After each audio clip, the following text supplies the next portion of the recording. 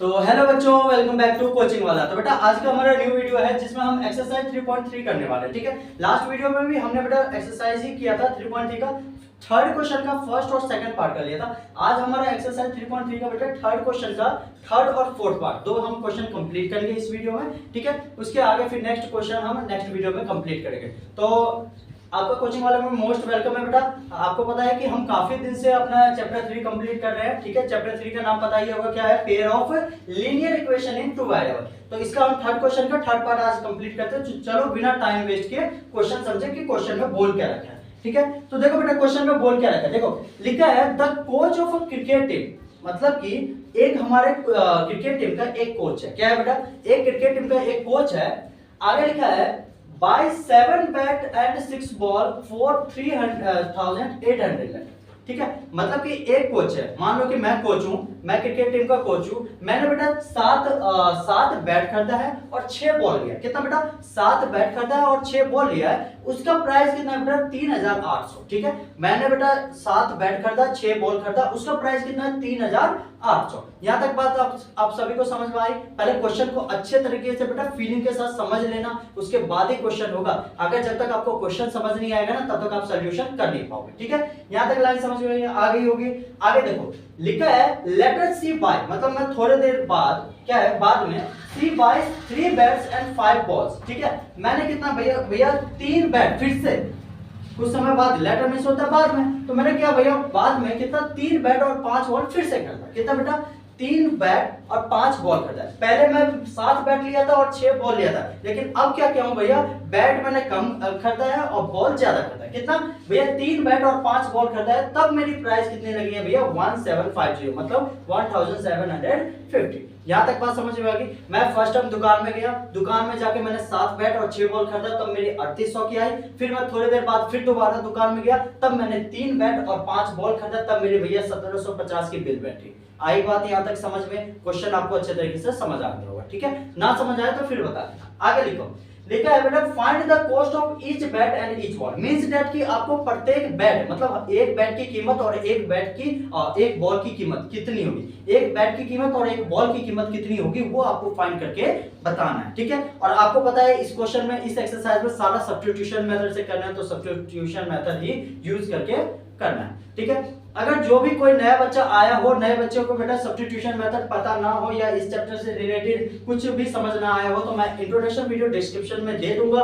और ठीक है वहां से जाकर के आप इंट्रोडक्शन और बाकी वीडियो भी देख सकते हो। इस चैप्टर के प्लेलिस्ट में आपको मिल जाएगा इस चैप्टर के। ठीक है, ताकि आप बेटा स्टार्टिंग से करोगे तो ज्यादा समझ में आएगा। ठीक है, और नए हो तो चैनल को लाइक करो, कमेंट करो, जितना हो सके अपने दोस्तों में शेयर करो। तो चलो स्टार्ट करें। देखो लिखा क्या लिखेंगे, पहले मैं एक बैट और एक बॉल को है ना कुछ मान लेता हूं। जैसे कि मैंने मान लिया बेटा लेट द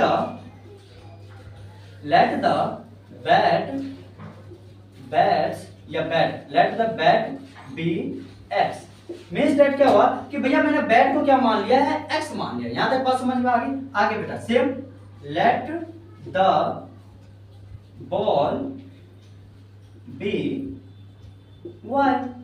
मैंने कितना बेटा बैट को x मान के चल रहा हूं और बॉल को y मान के चल रहा हूं। नॉर्मली हमें कॉस्ट फाइंड करना है तो कुछ ना कुछ मान के चलना पड़ेगा। ठीक है, आप वैसे 7 6 का इक्वेशन इस टाइप में बनेगी नहीं, क्योंकि इक्वेशन भी बना के सॉल्व करनी है ना, तो x y की तो कुछ तो टर्म होनी चाहिए ना। ठीक है, तो देखो मैंने क्या मान लिया बेटा, let the bat be x। मैंने बैट को बेटा x मान लिया है, बॉल को y मान लिया। यहां तक बात समझ में आ गई? अब देखो फर्स्ट लाइन के हिसाब से 7x + 6y = में कितना आएगा बेटा? 3800। क्योंकि भैया आपने बोला था क्या भैया, आपने 7 बॉल बैट कर दी थी, 6 बॉल कर दी थी। कितना? 7x + में 6y = में कितना आ गया भैया? 3800।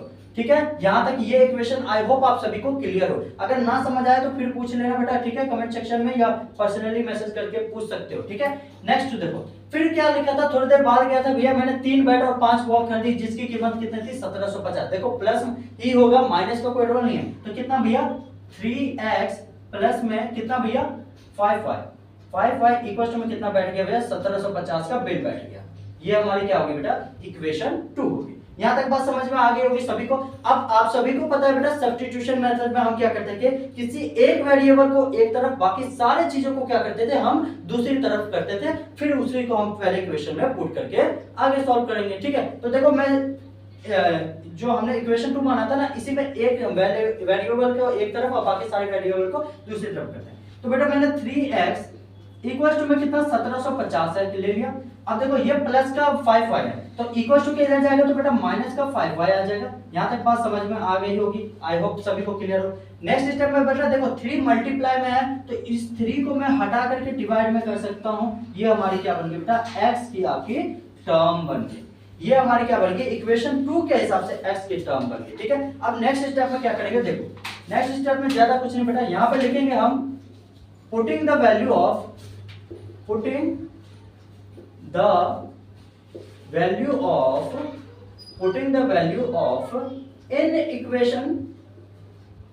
in equation first, putting the value of in equation first means that कि putting the value of x बेटा, x putting the value of x in equation means that कि इस x की वैल्यू हम क्या बेटा इक्वेशन 1 में अपनी वैल्यू को पुट करेंगे। ठीक है, और कुछ नहीं करना। तो चलो देखो पहली इक्वेशन क्या थी बेटा, पहली इक्वेशन थी 7x प्लस में 6y इक्वल्स टू में कितना है बेटा 3800। अब क्या करना है, इस x की वैल्यू क्या करनी है बेटा, इस 7x में पुट करना है। तो 7 मल्टीप्लाई में क्या करेंगे बेटा, ब्रैकेट ले लिया, यहाँ क्या लूंगा 1750 माइनस का कितना 5y अपॉन में क्या आ गया बेटा 3 का 3, ये क्लोज किए। प्लस का क्या आ जाएगा बेटा 6y इक्वल्स टू में कितना आ गया 3800। आई होप आप सभी को क्लियर हो। अब देखो नेक्स्ट स्टेप में क्या करना है बेटा, इसको इससे मल्टीप्लाई करना है, फिर 7 को इससे मल्टीप्लाई करना है। ठीक है, और फिर इनका एलसीएम लेना है। तो देखो क्या होगा बेटा, इसको इससे मल्टीप्लाई करोगे तो 0 का 0, 7 पंचे 35, हाथ से लग गया 3 और 7 7 49, 50 51, 52 के 2, हाथ से लग गया आपके पास 5, 7 1 7, 8 9 10 11 12, ये आ गया बेटा इतना 12250 आ गया। फिर माइनस का साइन और 7 पंचे कितना होता है बेटा 35y अपॉन में कितना आ गया बेटा 3। यहां तक आज आई होप आप सभी को क्लियर हो। फिर क्या आ जाएगा बेटा प्लस का 6y, ठीक है, इक्वल टू में 3800। यहाँ कुछ नहीं है तो बेटा नीचे क्या लिखेंगे 1। इसको मैं थोड़ी देर रफ कर देता हूँ बेटा, रफ करके इसको यहाँ पे सॉल्व कर लेते हैं। ठीक है, तो चलो रफ करता हूँ, जल्दी से इसको नोट डाउन कर लो, मैं रफ कर रहा हूँ।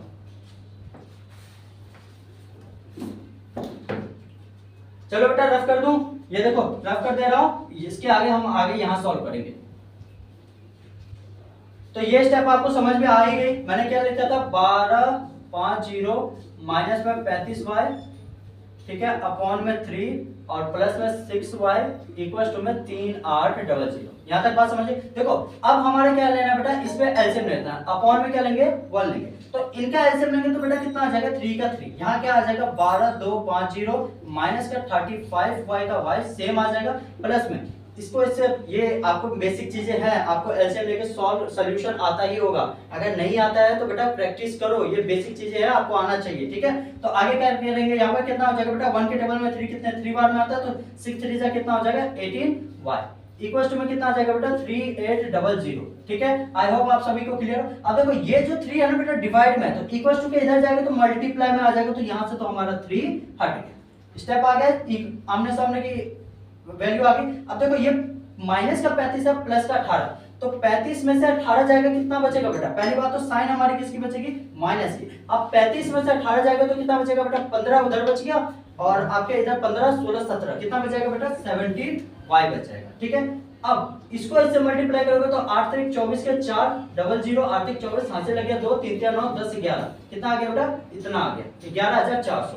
ठीक है, 3800 को 3 से मल्टीप्लाई करोगे तो 11400 आएंगे, 8 3 24 5 6 2 3 3 9 10 11 इतना आ गया। अब देखो 12250 हमारा किस में है बेटा पॉजिटिव में है, तो इक्वल टू के इधर जाएगा तो नेगेटिव में कितना आ जाएगा बेटा 12250 हमारा नेगेटिव में आ गया। अब देखो ये माइनस का तो 17y का 17y लिखे इक्वल टू में, ये बेटा ये प्लस का है, ये माइनस का, प्लस माइनस माइनस होता है, लेकिन बड़ी वैल्यू कौन सी है बेटा 12000 वाली, तो क्या करूंगा माइनस का साइन लगा दिया, पहली बात तो ये।